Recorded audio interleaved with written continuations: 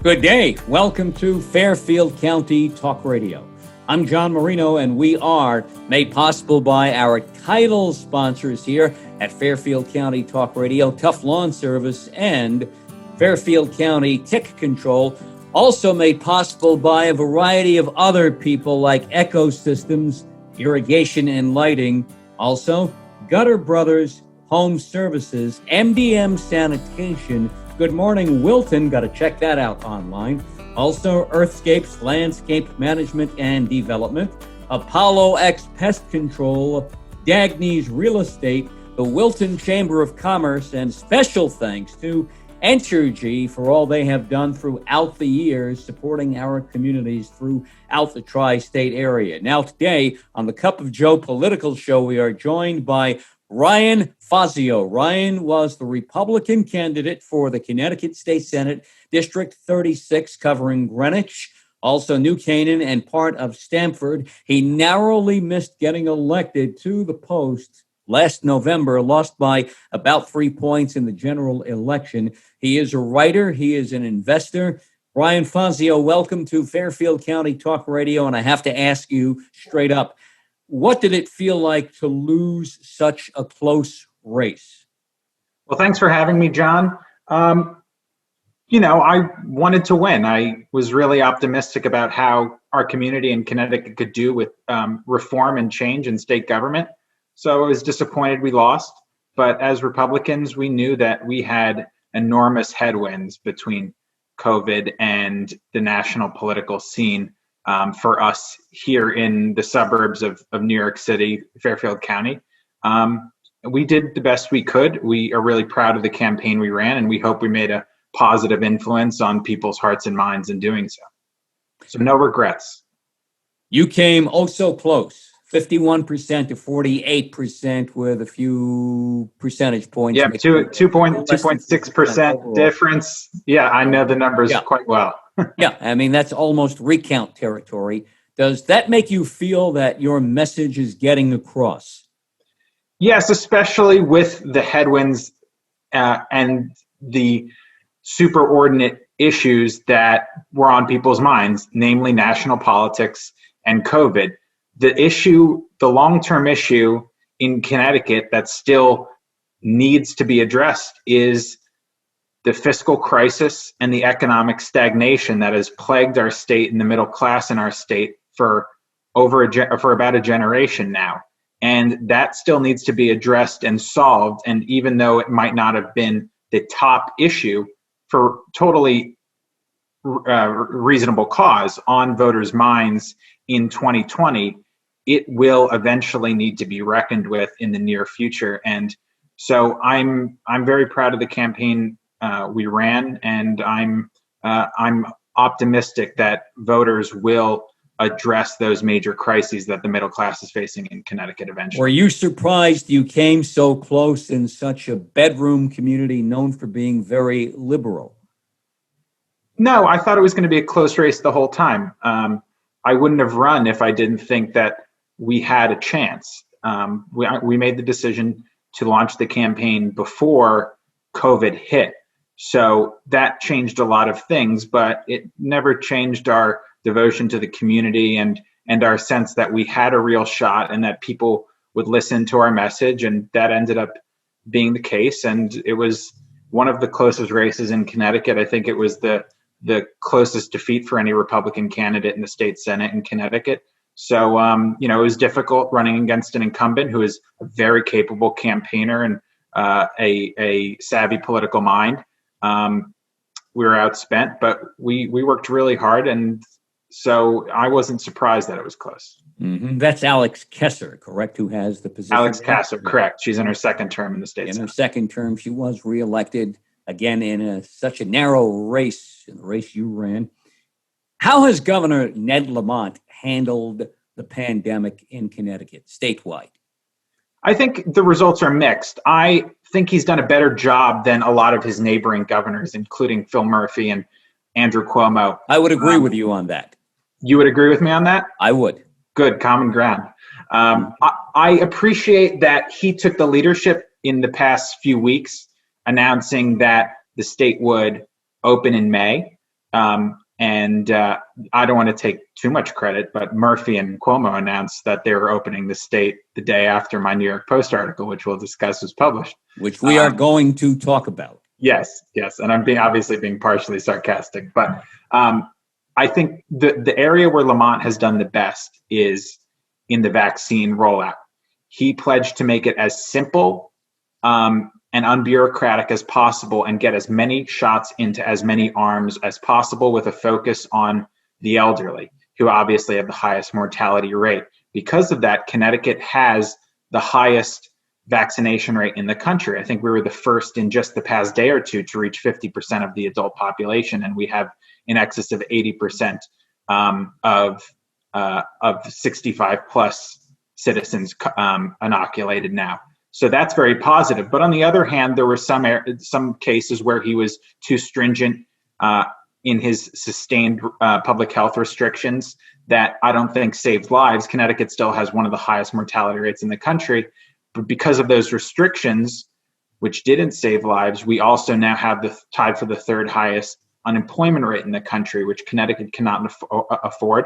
Our working class and our middle class have been hurt so much already over many years of poor management from the state government. So there's also areas in which the governor, I don't think, has done a good job.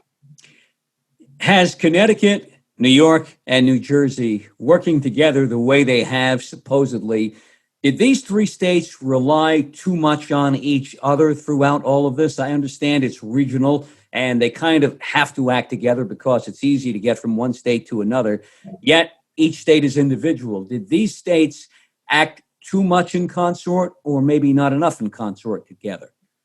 Well, constitutionally, I think states do have to make decisions on their own. So I sometimes feel a little bit uneasy when I see those headlines and news stories about governors acting in consort.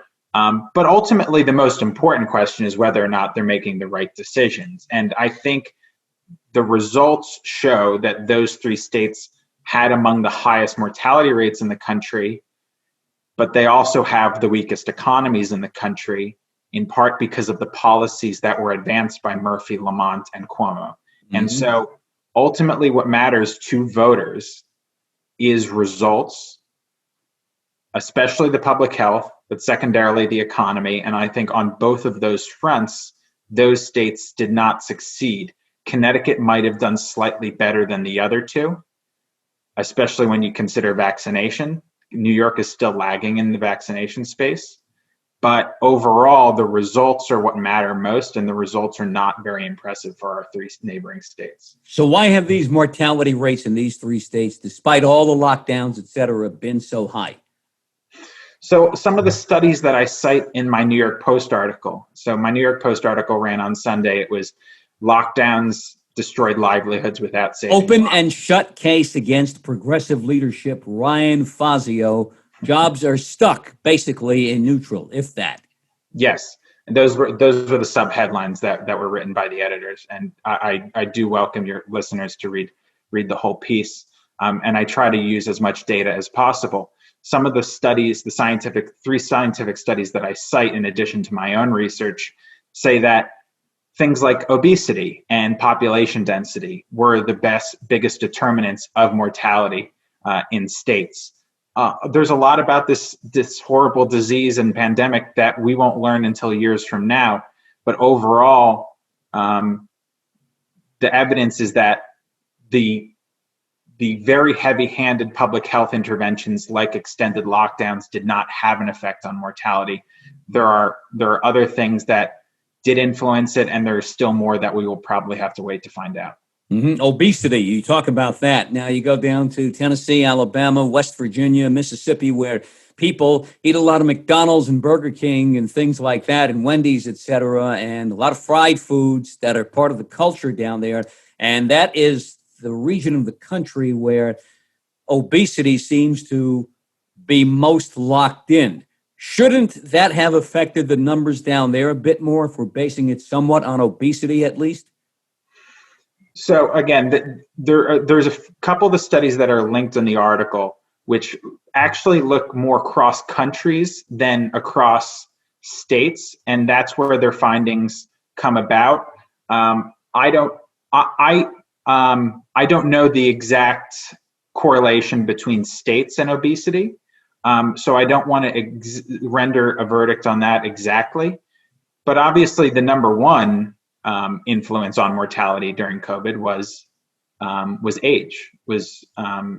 And so older populations saw higher death rates and density too, as you pointed out. That's a big factor. And density, Yeah.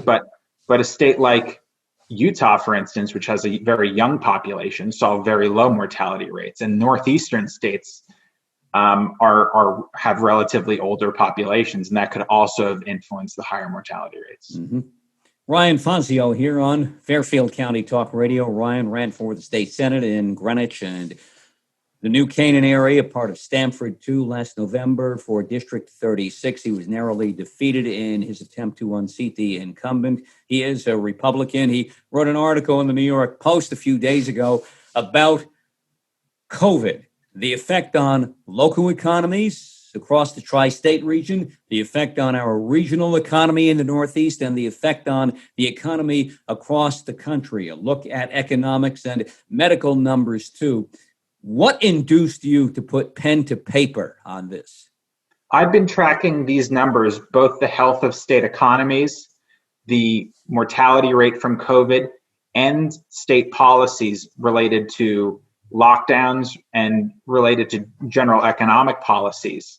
I've been tracking these trends for months and months and months, and I've been actually quite surprised by how strong and stark the relationships or the lack of relationships between some of these variables and policies were and the outcomes for the population in general. So take us through some of those numbers in the article. I will. So the first one is that the relationship between lockdowns and unemployment by state was extraordinarily strong. I used a Wallet Hub studies. Wallet Hub's a pretty well-known website, and it did a study across 13 different measures of the stringency of lockdowns by state around the country, and the relationship between lockdowns over the past year and unemployment at the beginning of this year was extraordinarily strong. It explains roughly half the difference between unemployment rates by states. Obviously, the people who remain unemployed predominantly currently are low wage and middle wage workers, people who need jobs the most. So the evidence seems to suggest that lockdowns are one of the biggest causes of differences in unemployment rates across the country. Now, obviously, there were non-medical interventions like social distancing and limitations on indoor gatherings that probably were reasonable, especially towards the beginning of the pandemic and maybe even this past winter. So those types of policies need to be viewed in context of public health and mortality. But what my research also found, and this was probably the thing that this was something that I was also relatively surprised at, that there was absolutely no correlation, no relationship whatsoever between average strictness of lockdowns or public health restrictions by state and more per capita mortality by state across the country. So obviously, we were restricting people's personal freedoms, and we were oftentimes destroying their livelihoods, but there was no clear payout in terms of saving lives for those efforts. And that is not something, when I started looking at these numbers, that I expected. And I tracked them over months before I put pen to paper, as you said. And I wanted to be relatively confident before I published such findings, and also confer with other public health studies and research that was published in the interim. So as you found, why these lockdowns, why didn't they work according to the numbers you have the way they should have, or the way we were told they would? So I think there's an extent to which we cannot know or do not know that answer. Some of the studies that I cite do have some hypotheses. First, as we touched on before, that there are underlying endogenous characteristics about different populations that are greater determinants of the outcomes from this public health crisis, like the relative ages of different populations and the comorbidities like obesity, for instance. I think the statistic is between 75 and 80% of people who are hospitalized from COVID are obese. And so other public underlying health issues in the population were probably more influential than public policy. But there's also the fact that people take personal responsibility in this whole pandemic. When they read the papers that numbers are going through the roof, they voluntarily choose to distance, to reduce their interactions with people outside their households. And that's, I think, a positive. That's, I think, the right thing to do. I know a lot of friends and family who were a little more reticent to interact with people in January than, say, they were in October, because the numbers were far worse. So people are intelligent and they make smart decisions for themselves, especially if they're higher risk people. I mean, my grandparents were taking a lot more precautions than, say, my cousins or my brothers were. And I think that's totally reasonable given the relative risk. So people make decisions for themselves. And oftentimes what you see in some of the studies that I cite is that whether or not a country or a state locks down as numbers are going up significantly, you still see people reacting irrespective of what the government policy is. So you'll see the mobility tracking numbers from, say, Apple or whatever 1984 type information that we're tracking people with. So people react in a responsible manner on a person by person basis, judging the relative risk, and so some of the mitigation happens irrespective of what the heavy-handed government interventions are. Mm-hmm. So are we not as responsible as we should have been? Is that why these numbers panned out the way they did? I don't know. I don't think so. I mean, I think, I generally find that the average person is pretty intelligent and takes responsibility for themselves. I do trust citizens in their daily lives making decisions for themselves where they pay the costs, but also bear the benefits. But everyone's imperfect and everyone makes mistakes, including politicians and bureaucrats. So I don't understand why we should expect politicians and bureaucrats to be able to make decisions for everyone better than being that they are also imperfect people, but also with imperfect information, better than people can make decisions for themselves, especially when they bear the full weight of the benefits and consequences of their own actions. All right. Now, if you had gotten elected in November, what you just said, someone might have said that back to you. How would you react to that? Well, I would say that the reason been a politician at that point, an elected politician, right? Yeah, and what I would say is the exact reason I ran for office is to reduce the influence of Hartford and the state government in Connecticut over the lives of towns and communities and families, because I think it's done such a poor job at governing people's lives over the past 20 to 30 years as is. Okay, this Post article, more numbers from that. What else did you find? Those were the two major findings. I actually wrote a original draft that included state migration numbers, so where people over the past year had moved from one state to another. And I tried to compare it to lockdowns and other factors. And lockdowns, believe it or not, were not the strongest relationship with where people moved. It was actually state and local tax burdens. Right. So I saw that list too that you compiled. Yes. And so that was in a news article that accompanied my op-ed piece based on some of the research I did. Pages 12 and 13 in Sunday's Post, New York Post. Yes. And I have a copy. I can assure your listeners if they want to pick one up from me. Put it up. Got it there? I don't know if I can get here's mine up on screen. Here's one page of it. I actually threw out my copy today. There you go. I got it upside sideways, but here it is. There you go. So what we found is that people were actually moving and determining where to move their whole lives based on more underlying policy characteristics or policy decision by state governments. So the study and the census has not published full 2020 numbers yet. They published, I think, the decennial numbers. The census numbers are for April 1st. So it's really at the beginning of the pandemic, and it's not indicative of everything that happened in 2020. But a couple of moving companies actually do these very broad studies of where people move in year by year from what state to another.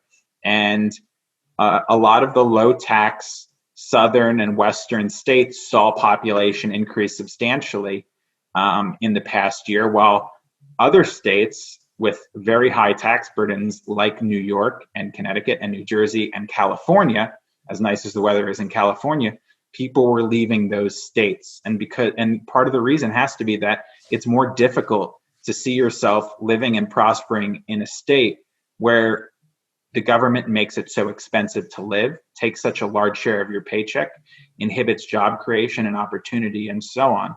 So Connecticut, for instance, I think it's common belief in Lower Fairfield County that the state has fared well economically and saw in-migration, because it is the case in places like Greenwich and Stamford that people have moved out from New York City, which is probably being governed even more poorly than Connecticut.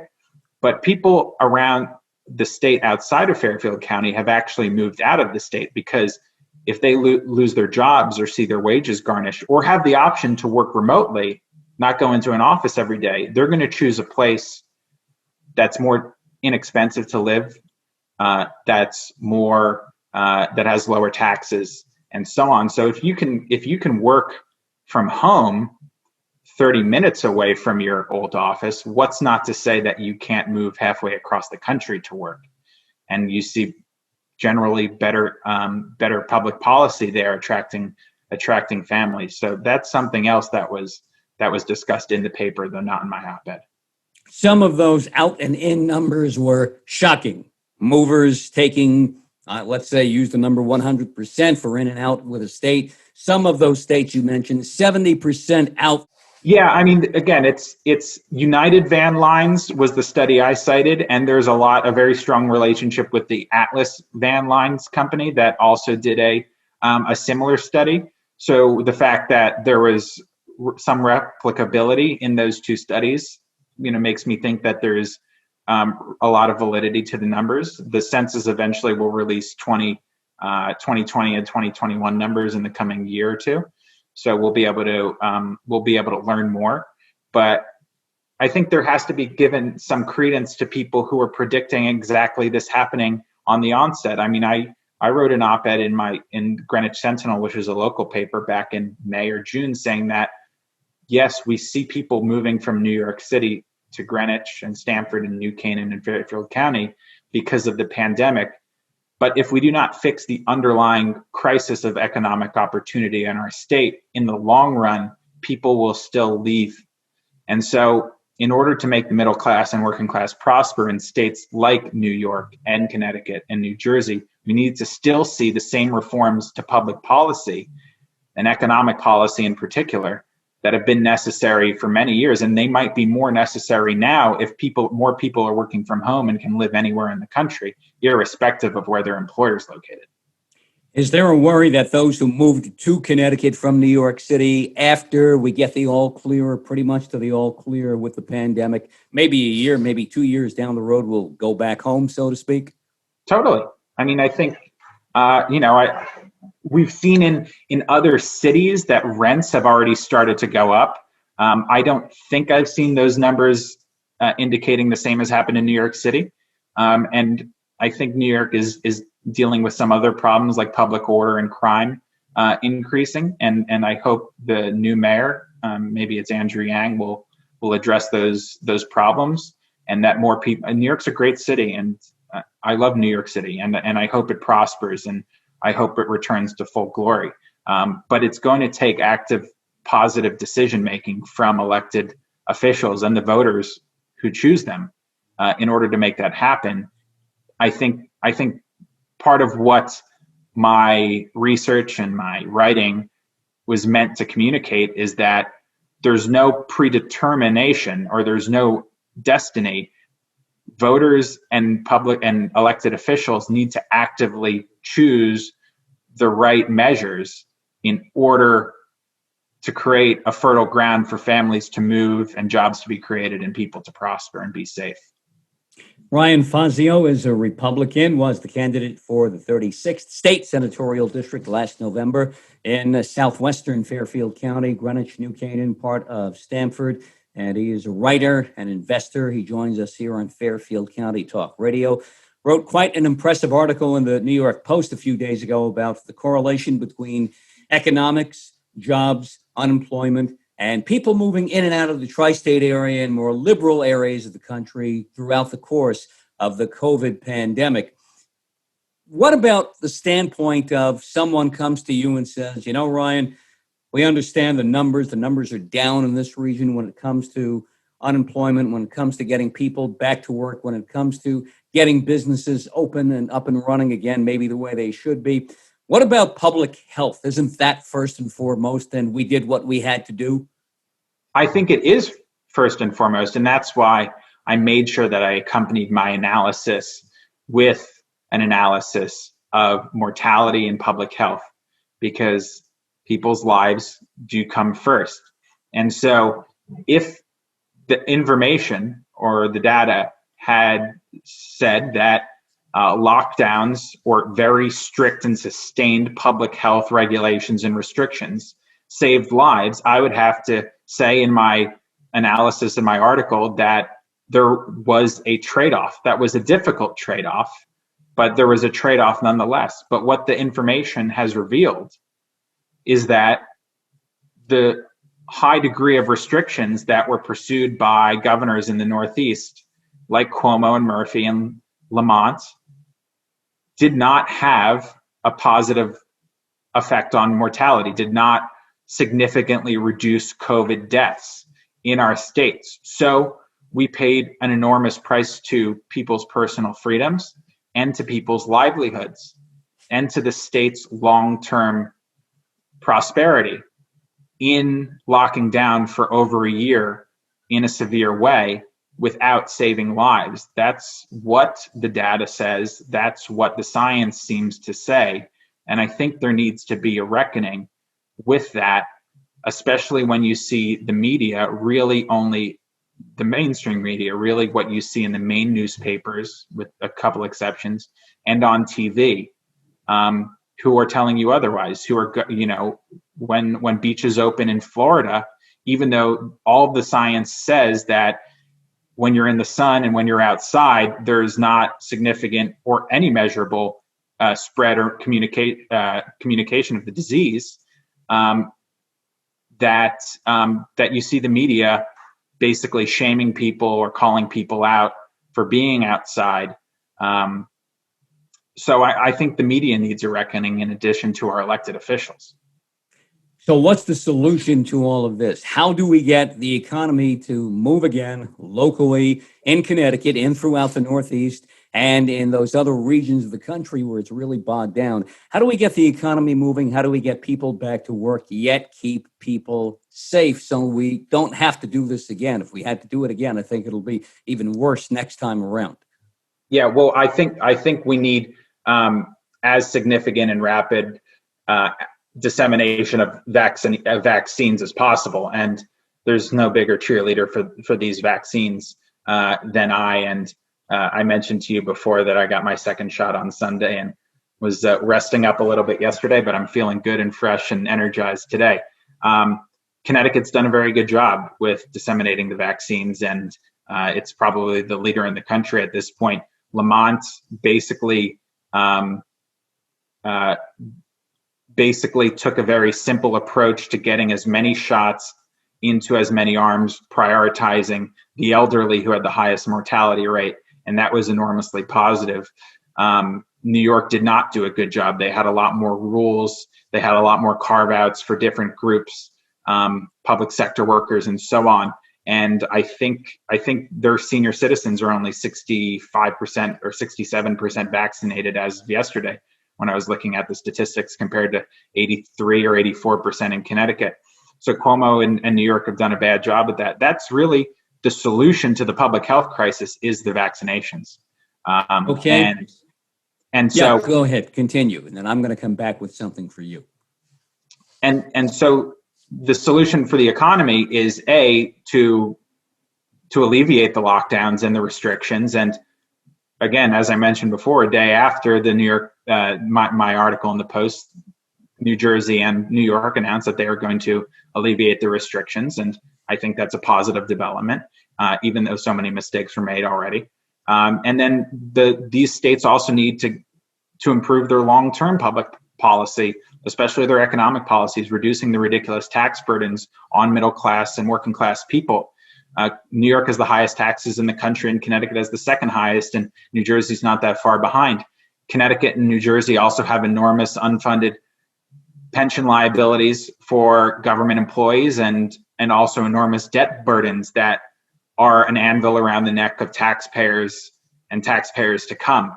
So there also needs to be the long-term reform to attract families and to create jobs in the states, without which there can be no prosperity.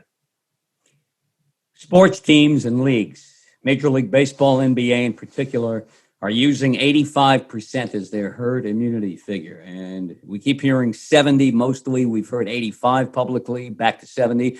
I'm going to go with what businesses are doing. Major League Baseball, the NBA, multi-billion-dollar businesses. They wouldn't take any unnecessary risks or chances, I don't think. So 85% is what they're using for vaccinations of their players and organizational members to relax within team and within league restrictions, at least some of them. A recent survey just a few days ago, a national survey, shows that if we add in all the Americans who haven't been vaccinated yet but still intend to get vaccinated, we're only going to add up to about 65% in the long run. That's a far cry from that herd immunity figure of, let's use 85%, 20% away. That's still almost like night and day. How do we work around that to keep everybody safe and yet get everybody back to work? Well, I've been thinking about this, and I don't know that I have exactly the right answer, but it feels like the goalposts are moving and people just want to Every day they move. I know. And that's a problem. So when people say follow the science, it's like, what are you talking about?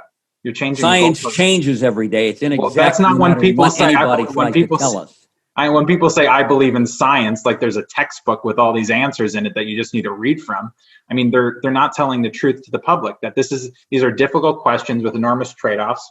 But overall, what we've seen is that heavy-handed restrictions have not saved lives. And so you can't be in a permanent situation or a long-term situation of taking away people's freedoms, especially when everyone is now free to get a vaccine. So I actually think that the most important milestone is essentially reached by now, which is that anyone who wants a vaccine to protect themselves in excess of 90% from this disease can get it. And especially because the people who are most at risk, most of them have been vaccinated. In Connecticut, in excess of 80% of the elderly have been vaccinated. That the rationale for lockdowns has never been lesser. So, I mean, big businesses have been politicized. So I don't know that I necessarily trust their decision making as much as I would have originally hoped.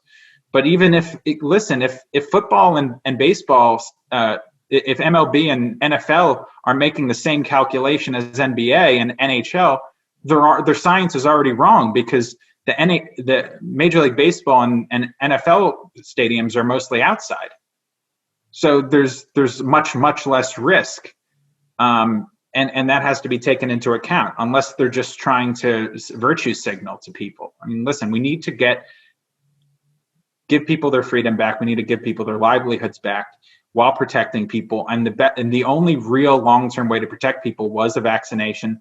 And now the vaccination is basically available to anyone who wants it. That is really great. That is an enormous American achievement. We should be really proud of the medical and business community for that. And we should move on. Ryan Fazio, your attempt to unseat the incumbent back in November, 36th State Senatorial District in Connecticut in southwestern Fairfield County, came up just a bit short. Now, months later, your Democratic opponents are claiming that maybe the Republican Party of the state of Connecticut and Fairfield County didn't allocate funds to you the proper way. Is that true or not? It's not true, and the state of Connecticut dismissed the complaint against the state party in my campaign just a couple weeks after it was filed. This smells of dirty politics to me, and I said as soon as the story hit, as soon as the complaint was filed, that there was no legal or factual merit to the complaint against my campaign, and it's a means of trying to intimidate regular people from volunteering for campaigns, to say nothing of running for office, because one of the people named in the complaint is my treasurer of my campaign, who's just a regular guy, a volunteer, who certainly did not sign up for this sort of treatment. But what happens when these complaints are filed, when this campaign finance system's weaponized, is that you get a negative headline against you on the front of the paper, and you're potentially subject to financial risk because you might want to hire a lawyer just to have your name cleared, even though you have no real legal risk from anything negative happening to you. But then just 2 weeks later, in a highly unusual move, the state totally dismisses the complaint because it was so frivolous. Then you don't get the same headline as when the allegation was made. So this is, I think, really asymmetric warfare. It's kind of negative, dirty politics, Washington, D.C., cable news style, brought to like our local political scene. I don't think people like it. I think it tries to dissuade or intimidate regular people from volunteering to serve in local government, which is really important to making sure that we have good local government, that we have strong communities, just regular people stepping up to join campaigns, no matter whether it's Democrat or Republican. I wouldn't want to see Republicans start to use these complaints against Democrats in Connecticut either. But I'm really worried about the precedent this sort of thing sets. I have to say the accusations, as you pointed out, got a lot more attention, got a lot more front page ink than what the court did, kicking that out of court. I do have to say that. So, Yep. Ryan Fazio, will you run for public office again? I don't know yet, but I'm certainly going to stay involved generally, and no matter what way that is. I mean, the evidence is obvious from even me writing this article and others. I love my state. I love my community. I love the experience that I had on the campaign trail. And so I don't know exactly what the future will hold for me, but I'm certainly gonna stay involved and try to make a positive contribution one way or another. Ryan Fazio, New York Post article on the 2nd of May, Sunday, pages 12 and 13, looking at the economic fallout of lockdowns because of COVID and how people are moving mostly out of areas like Connecticut, New Jersey, and New York. Not really in response to COVID, but in response to other factors as well, too. Ryan, we thank you for joining us here today on Fairfield County Talk Radio, and we will continue to take a look at and monitor and follow what you have to say. I think you'll have a lot more to say in the months ahead. Thanks a lot, John. I appreciate your time and your listeners' time, and hope we talk again. Yeah, hope we talk again, too. Ryan Fazio here on Fairfield County Talk Radio. Best of luck to you, too, Ryan. Thank you. Take care, John. All right, you take care, too. Much appreciated here on Fairfield County Talk Radio. We are produced by Sharc Creative, made possible by our title sponsors, Tufts Lawn Service, plus Fairfield County Tick Control, along with Ecosystems, Lighting, and Gutter Brothers Home Services, MDM Sanitation, Good Morning Wilton, Earthscapes, Landscape Management and Development, Apollo X Pest Control, also Dagny's Real Estate, and the Wilton Chamber of Commerce, along with our good friends at Entergy, supporting our communities throughout the tri-state area right through the spring of 2021. I'm John Marino. Catch all of our Fairfield and Westchester, Putnam and Dutchess, Rockland and Orange County Talk Radio programming on our YouTube channel, Sharc Creative YouTube.